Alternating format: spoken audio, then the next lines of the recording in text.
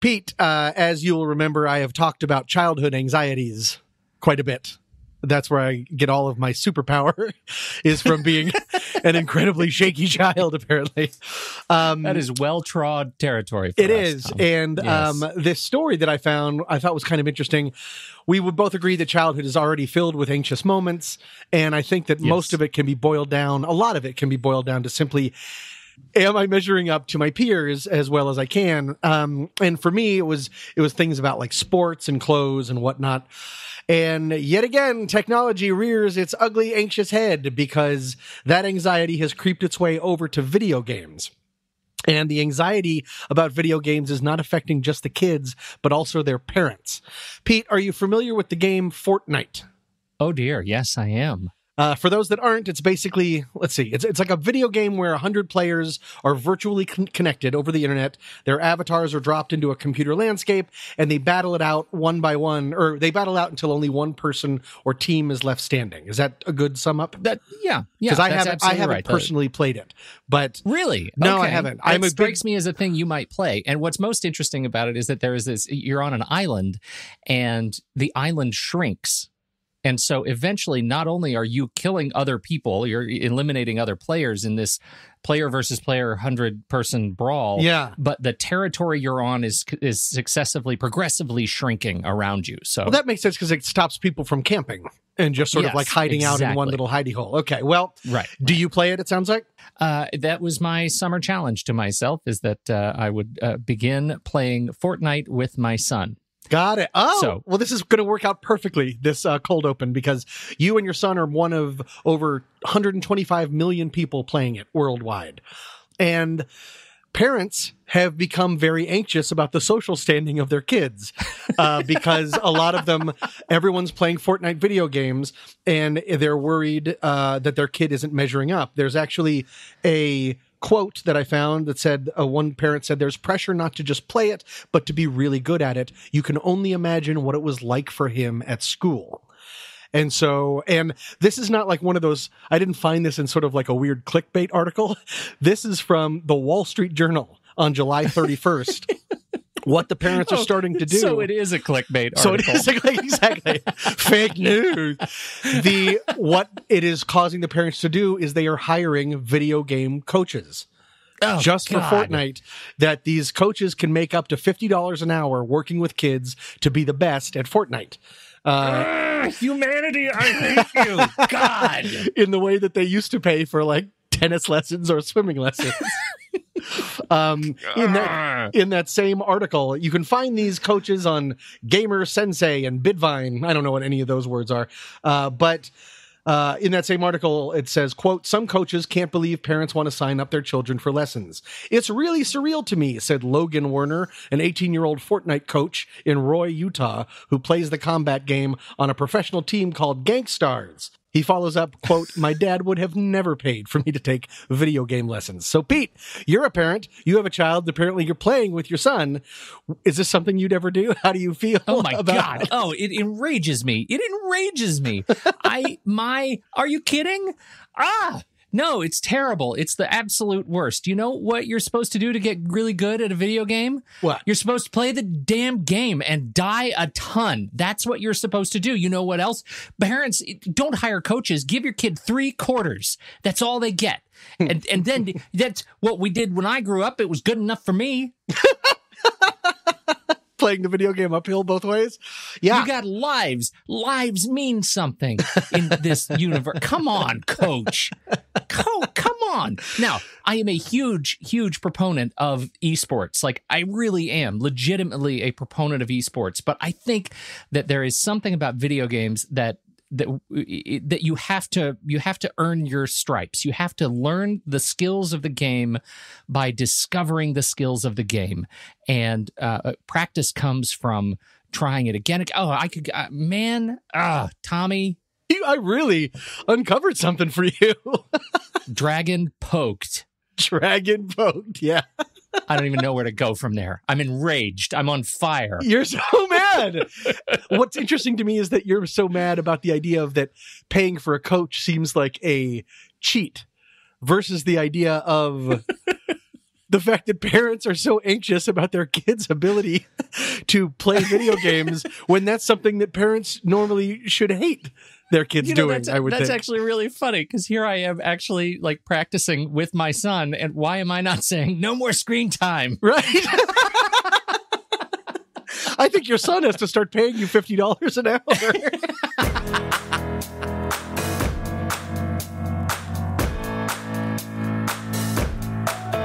Welcome to What's That Smell, a sometimes funny podcast about humans and their anxieties. I'm Tommy Metz III. And I'm Pete Wright. And every week, we each drag one of our deepest, darkest anxieties out into the light to share it, learn about it, and hopefully laugh about it with all of you. Reach out, send us the story of your anxiety to somethingstinky@whatsthatsmell.net. We want to talk about you on this show.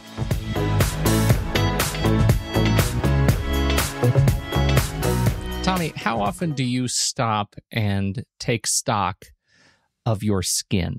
Oh, well, right now, actually a ton, because I am apparently a 14-year-old boy. I am on a medication called Accutane because I started having cystic acne on my face, which made me look like a burn victim. And so I'm taking this very serious medication that apparently is trying to kill me from within because it's very uncomfortable, but it's doing the trick. So lately, to answer your question, I'm very aware of it. Oh, that's actually good, because your skin, as it turns out, is pretty important. Well, it keeps my insides inside. Well, that is actually an important function of the skin.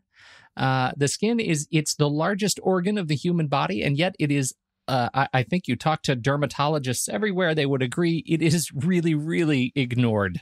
Generally, I'm one of these people, I only think about the skin, my own skin, when I do something to break it. Oh, sure. Cuts and scrapes, sunburns. I always feel really dumb, and then it hurts, and it hurts for days.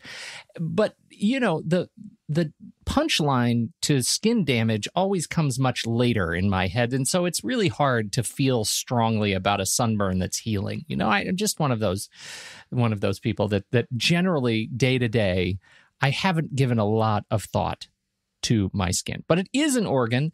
It is not just a tissue. It is an organ, and we should note that we know why it's an organ. It is the largest organ of the integumentary system. Ooh. It has up to 7 layers of ectodermal tissue and guards the underlying muscles, bones, ligaments, and internal organs to keep them from falling all over your living room. Now, why is the skin an organ? Because it consists of 2 or more different tissues which have a particular organization and perform a common function. So says Wikipedia. In our case, that function is protection, and there are certain, it helps us to breathe and to sweat and to all of those kinds of things. Many systems tie into the skin.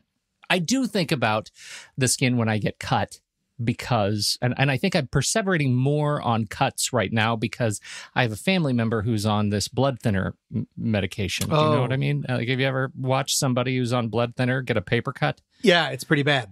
I remember my grandparents going through that. Yeah. And so as a result, thankfully, to that experience, I now completely perseverate when I get a paper cut, and I just stare at it and I watch it and I wonder, when is this going to coagulate? Bloody noses too. Like anytime something that's supposed to be inside starts to come outside of my skin, I tend to be concerned about it. And one of the diseases that has caused me great emotional stress is plaque psoriasis. I should say just any psoriasis, but plaque psoriasis in particular. I have a friend who's a pharmaceutical rep exclusively for this one condition, and it freaks me right out. Right out. Plaque psoriasis. Do you know about this? I do not know. I know psoriasis. Doesn't that mean like itchy skin? Oh, well. Uh-oh. Noob. Plaque psoriasis is the most common type of psoriasis. It's when the skin gets patchy and red. What psoriasis is at the sort of parent psoriasis is it's a buildup of new cells on the very top layer of your skin, and those new cells grow a lot faster than your body can shed throughout the day. Oh. And so you get these giant patches of skin that's hard and scratchy and scabby. Gross. And is it like you're molting? It's itchy a little bit, but it's itchy and it doesn't shake off. So your blood vessels get all swollen underneath and get irritated, and it's very painful and itchy, and you can get these giant swaths of it on your back. You can get scalp psoriasis. You get it on your scalp. Ooh, I bet that'd be the worst. Oh God. Gutate psoriasis. It's small red dots with these raised edges that appear all of a sudden. They look like really aggressive chicken pox. That's a kind of psoriasis. Yeah. Oh, it's really, really horrible. And I just deeply feel for people who are suffering from plaque psoriasis or pustular psoriasis. It's one of those. Yeah, I said that. Yeah, that's terrible. So that's one of those things that, because I have a friend who lives in the world of psoriasis, now I get to live in the world of psoriasis in my head. And so all of these things, these sort of parallels that come on with skin, I start to worry about the things I can't see, the dark places where skin weirdness could be hiding, but you can't, see it. Yeah. Okay. I start to persevere in that. And, as it turns out, the internet sucks for diagnosis. Congratulations. It's always cancer. Exactly right. Moles that seem harmless and the internet says are harmless. It turns out those are, we got to cut those. Get that out. Get that out. We're going to DEFCON 5, oh body. I thought I knew ye. Then we got an email that made me feel like the show got one. We did. Yeah. You and me, the show. Oh, that's exciting. From friend of the show, Lori, who wrote in that she loves What's That Smell, that she's listened since the beginning and has given us great reviews, and she tells people about our show. Thank you so much, listener Lori. Thanks, Lori. She is 56 years old, and she says she took Psychology 101 and Abnormal Psych 201 over 30 years ago. As such, I feel very comfortable diagnosing myself and others. Perfect. You go, Lori. So did we. Okay, turns out, she says, I am in the process of developing dermatociophobia, also referred to as dermatopathophobia, which is the fear of skin diseases. Sure. In my case, she says, rosacea outbreaks from hell. Oof. Mm-hmm.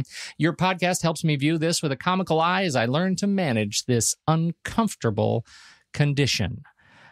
Thank you so much, Lori, for writing to us, for sharing your thoughts, and for giving me something new to detest about myself. Now I know that it turns out I may be also developing dermatociophobia, but there are some fascinating things that I want to talk to you about here, Tom. First is It seems like the connection that Lori is raising here is that the act of her starting to listen to our show is what has actually birthed this new phobia. Yeah, this is not the first time that I've heard this.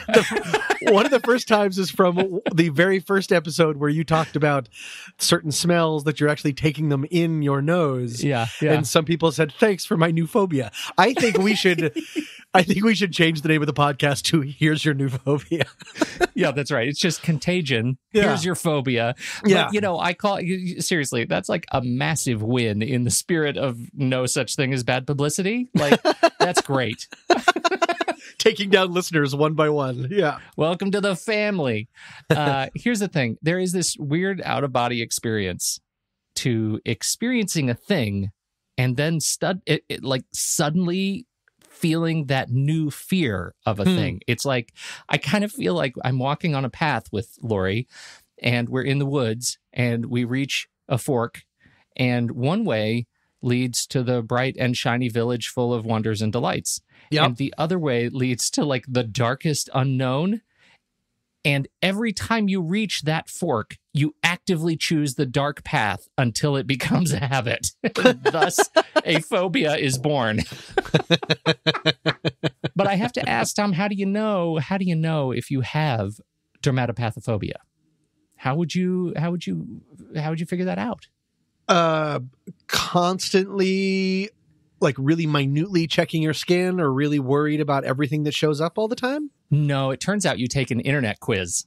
Oh, of course. That's what I meant. What did I say? I don't know. Okay. I don't know. Yeah. Here's the thing. You're going to take this quiz with me. I'm going to read you the questions and the answers, and you're going to tell me what you think. A quiz. Okay? We're going to see if you have dermatopathophobia. Okay. This comes from Change That. The URL is changethat'srightnow.com, but it's when you read it, it's change that S right now. It's for some reason my brain can't see that. Changethat'srightnow.com, and they apparently have the definitive dermatopathophobia online test. Oh, that's great. I'm glad someone's ahead. Yeah. Yeah. What if the test is you just yell the word skin at me, and if I go then that means I have it. Well, we'll see. Okay, we'll see. I think they address your concerns at a very fine level of detail. So first, question number 1, Tom. Yeah. How anxious do you feel when you think about skin disease? Now, don't tell me yet. Oh, okay. Please allow me to read all the potential responses. A, extremely anxious. B, very anxious. C, somewhat anxious. D, a little. E, not at all. The end? Those are the options? Okay, good. Those are all the options, yeah. Skin diseases? Not like... What was the second to last one? I already forgot. A little. A little. Let's say a little. Because everyone is scared about those kind of things. But I mean, to the extent that when you asked me, how do you feel about your skin? I immediately just thought of my face. Yeah, right. As I talked about Accutane, I didn't think about anything else. So I would just say a little. How much do you want to bet you get to the end of this quiz and you're still diagnosed as severe? Well, they got to make money somehow, Pete. Here, give your first instinctive answer to the question. Out of 10, how serious is your dermatopathophobia? A, 9 or 10. Wait. B, 7 or 8. Wait, that's C, what this quiz is supposed to 5 tell or me. 6. You shut your mouth. Do not question the instrument. I'm doing the test for the test. C, 5 or 6. D, 3 or 4. E, 1 or 2. 10 meaning 1 or 2.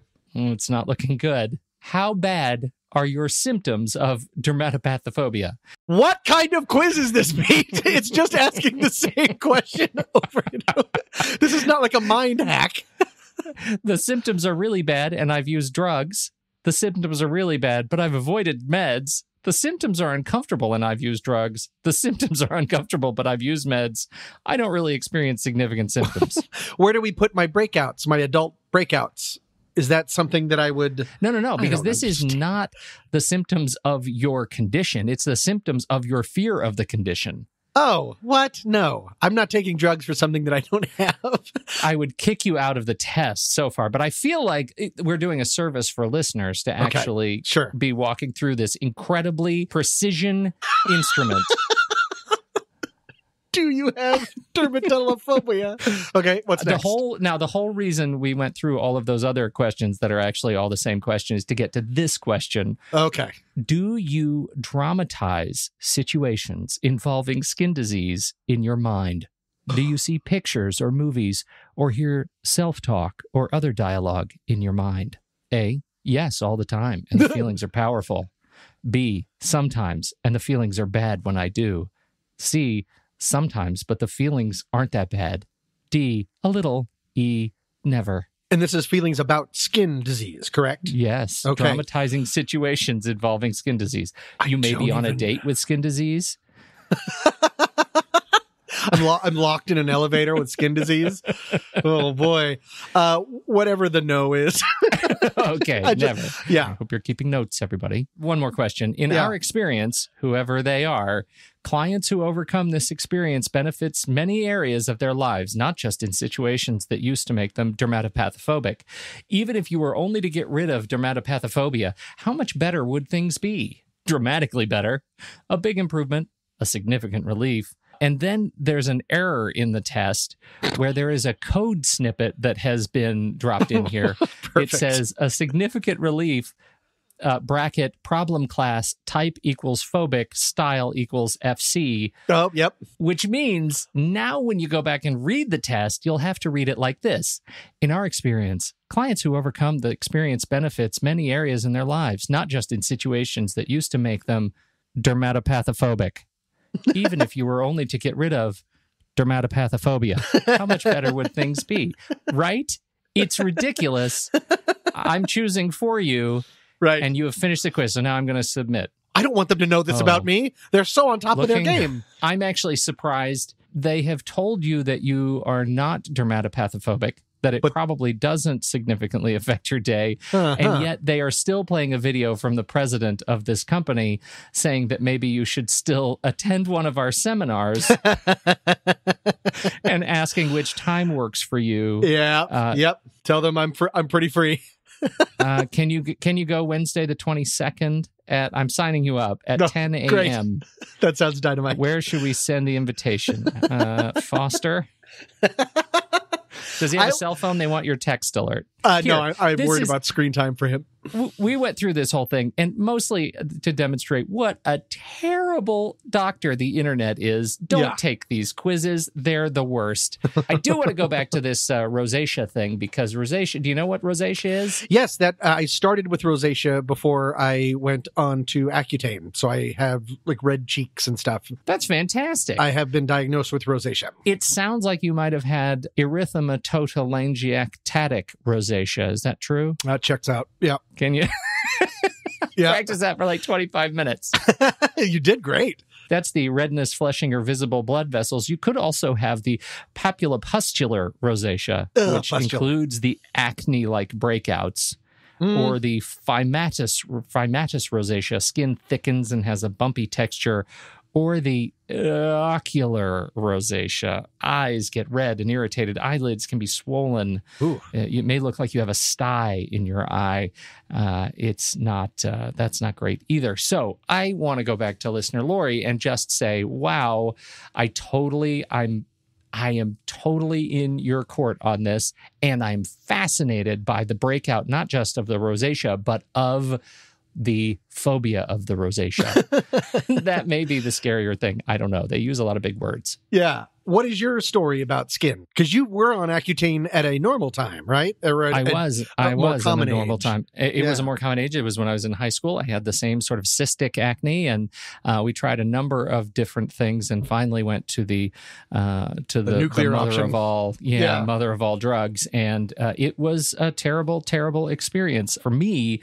My joints started to crack and dry out. I was very sore all the time in my ankles and knees, in particular. I would at one point start bleeding in my ears and nose. I would wake up and my ears would get so dry right in the inner ear canal that the skin would crack and break and bleed. It was a horrible, horrible experience. And then it was over. And there are some things like the joint cracking has never gone away. It's been decades, and none of these things have never gone away. I just get itchy. None of those things are happening to me. Am I taking Accutane? What am I taking? I don't know. But wait a minute. These are junior mints. These are. I knew he wasn't a doctor.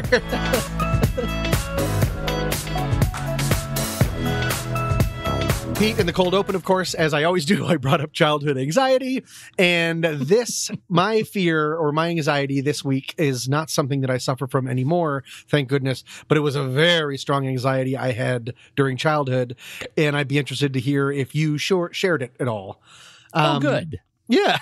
Or if not, I can give it to you now to start. Because we know that always really works for everybody. Yeah, because you're such a phobia sponge. I want to see if this will stick. Growing up in Vienna, Virginia, I went to a private elementary school, like a real fancy person, and I had to take the bus home every day from school. One of my parents would drop me off at school, but then I'd have to take the bus home every day because the school was kind of far away from my place, and my parents both worked like real jerks. And during that time in kindergarten and elementary school, I developed a very strong anxiety about the school bus, about riding the school bus. The school bus. Adorable, right? The closest that I can... Hive of scum and villainy. The closest I can come to it is trochophobia, from the Latin trocho, meaning truck, and phobo, meaning it's the fear of traveling on a truck or a bus. Granted, they're usually about the fear of the truck or bus flipping over. That's actually not what I was afraid of, but I'm just going to go with it. Trochophobia.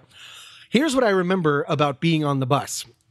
is I was tiny and the bus was enormous. I didn't have any friends on the bus. No one that I was currently at school with was ever on the bus for whatever reason. It was always older kids and no one that would ever want to talk to me. It was always 900 degrees. Always 900 degrees. I actually came up with a conspiracy theory that the windows of the bus were made of the same glass that they make microscopes out of. Wait, microscopes? What's the thing that you hold up on magnifying glasses? Magnifying glass. Sorry, magnifying glass. I would think that you would be more familiar with those things, given your love and hate relationship with ant piles. With ant piles, yeah. And so because the sun would sear into my skin, there were times when we would take a full right turn and I could see the sun somehow follow, like it would take the right turn with us, so there would never be any shade no matter what. You know, the Easy Bake Oven was actually modeled after a school bus.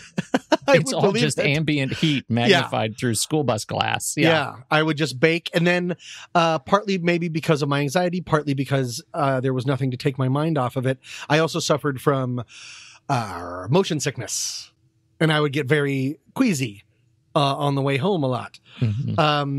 And something happened one day.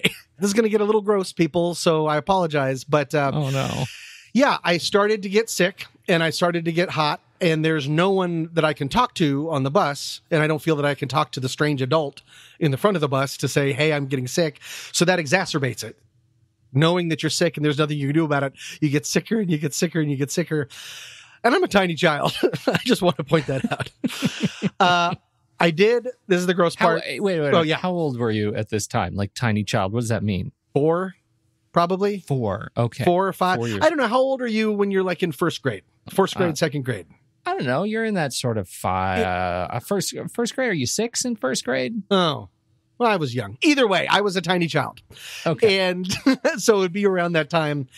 Anyways, yes. And this is something that is seared into my brain is I did throw up in my mouth. And I caught it in my mouth. Oh, no, you don't ever want to do that.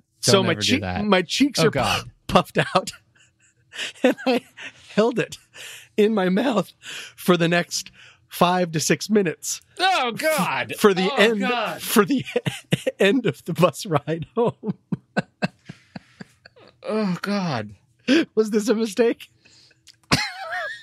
Was this not something that I should share with people?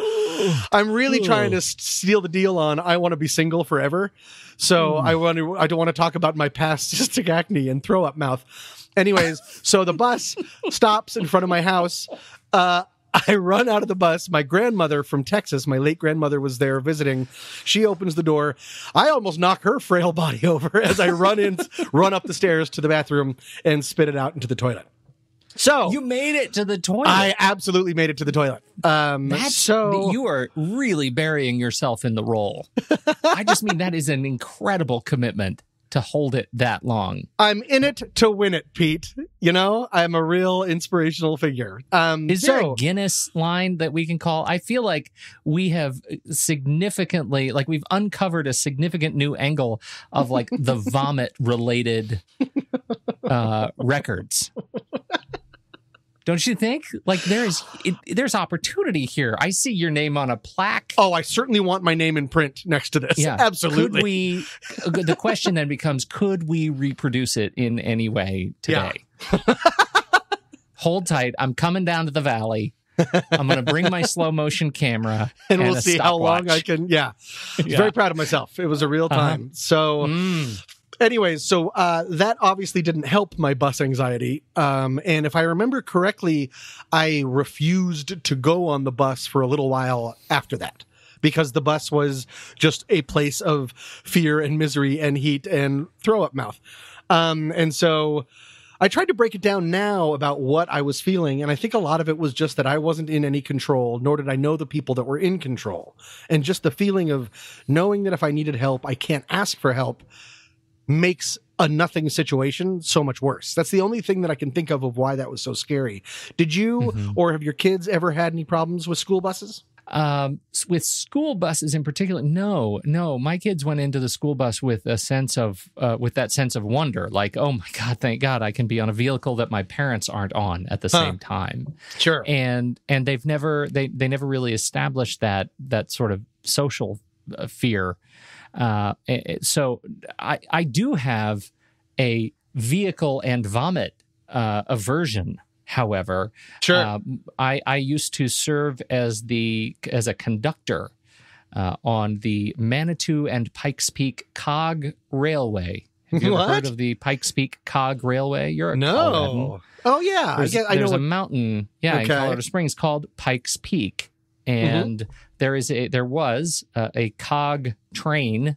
It was made up of 2 cars, and 216 people would climb on those 2 cars, and I would stand in the middle at that sort of 19-20 degree angle and go up and down the mountain twice a day and tell people what they're seeing out the windows on a microphone. Oh, fun. It wasn't, but it was a good tour. But invariably, people would underestimate their ability to hold it at altitude, and they would go to the top. And what's at the top, Tom? But a gift shop that serves just straight up fried, like flavorless donuts. Yeah.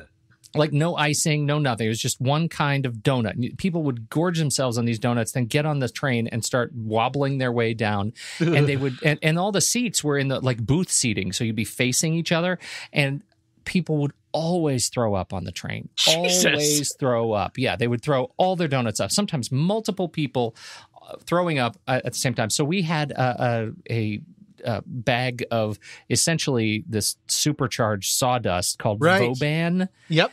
And you would pour a bunch of Voban on the throw up. It would like suck up all the stuff to the point where you could just literally sweep it up. I mean, it was amazing. But you still would have to sit with it for an hour and 10 minutes as you cruise down the mountain, and everybody would have to smell it, and it was just it was horrible. It was a horrible experience. So that smell has been seared into my brain. So the idea of moving in a can and having to associate yourself with vomit of any kind is a real problem for me as a bystander. I don't like it. I don't care for it. Well, now I wish when I was a kid, whenever I get on the bus, I'd just like cram a bunch of sawdust in my mouth. That does the that would have really solved the problem.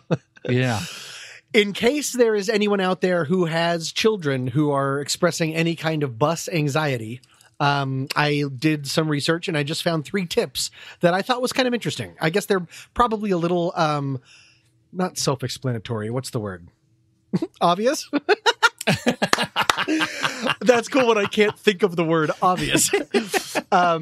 But number one, and this is all based on if you're able to, is take a tour of the bus with your child. That many districts offer orientation for first-time riders where they can get on a parked school bus, look around, practice using the seatbelts. Hey, seatbelts. Did you have seatbelts on your school bus? None of my school buses ever had seatbelts. That's so weird. I know. And answer any questions about the bus and stuff. I think that sounds adorable.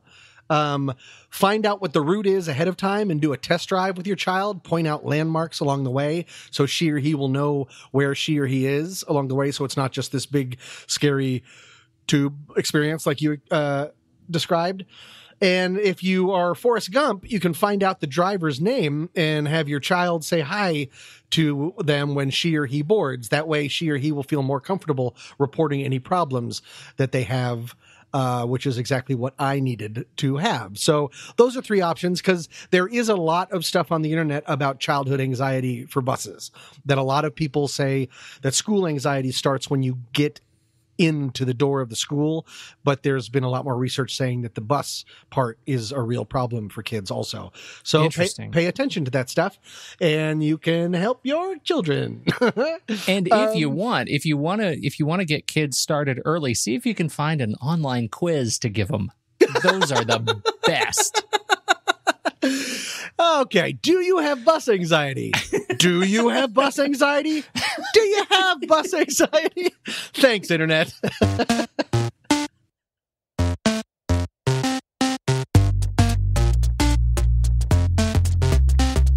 Today's podcast is brought to you by Audible. Get a free audiobook download and 30-day free trial at www.audibletrial.com/scent of a podcast. Do we really need to put the W's in the front anymore?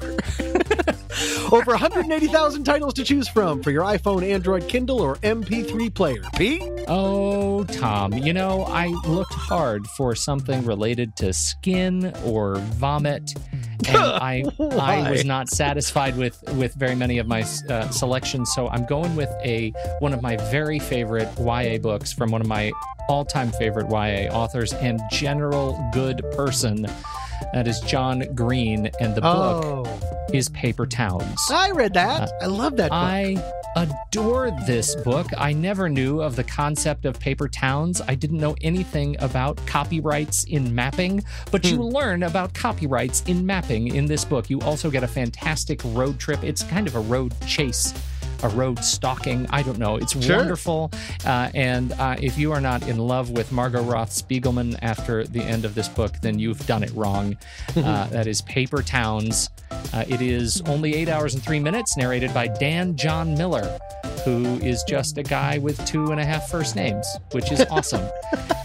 So you could read that book by him. But, I actually have a bonus pick now that we're in the middle of this. You could also get for cheap. You get the book for free as a result of our Audible partnership, but you would be able to buy an extra credit or just pay up $2.76 for the 34-minute Ultimate Skin Picking Cure Guide, How to Overcome Compulsive Picking and Dermatillomania for Life by Caesar Lincoln, narrated by Kelly Rhodes. So Paper Towns or the Ultimate Skin Picking Cure Guide, yours for free on audible.com. Again, for the free 30-day trial, go to www.audibletrial.com/scent-of-a-podcast. We don't pay to advertise this show, so we appreciate you sharing it with others you think would be interested. Those 5-star reviews in iTunes and Apple Podcasts really help others to discover the show. If you want to talk to us about, your skin conditions or your vomitory habits, please do that there. As long as it ends in a 5-star review, then you're still being helpful. So we really appreciate that. Thank you, everybody, for sharing the love with a review and something funny. Coming up next week. Yeah. That's gross. So, and that's number one. Upsetting. Okay. That's all number one? Yeah. That was... And it's such a common question. I'm sure you're super tired of answering it. Have you ever seen an X-ray of a child's mouth? Tom, I'd like you to look at the picture right now, so I'm going to post it for you. Okay. And just see if you notice anything I might have left out. Okay. As my blood runs cold. Thank you all for joining us. Today's tune is Stairway to the Stars by Rex Banner. Oh, Rexy. Until next week, I'm Pete Wright. And I'm Tommy Metz III. Thank you so much for listening. We'll be back next week on What's That Smell?